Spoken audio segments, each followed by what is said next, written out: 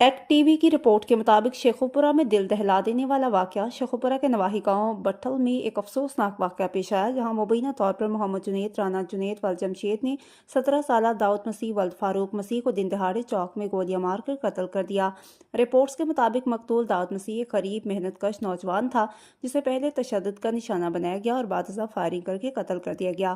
واقعے نے علاقے میں خوف و ہراس پھیلا دیا ہے، جبکہ داؤد مسیح کی والدہ اپنے بیٹے کے گھر واپس آنے کی منتظر تھیں، مگر انہیں اس کی موت کی افسوسناک خبر سننا پڑی۔ تاحال قتل کی اصل وجہ سامنے نہیں آ سکی، تاہم مزید تفصیلات کے لیے عوام ایکٹ ٹی وی عوام کی مکمل رپورٹ دیکھ سکتے ہیں۔ اس افسوسناک واقعے پر کرسچن جرنلسٹ ایسوسی ایشن فیصل آباد کے جنرل سیکریٹری ڈاکٹر سلامت ندیم گل، یونس شہزاد پاسٹر اور شمع سعد پوری سمیت پوری ٹیم نے شدید مذمت کی ہے۔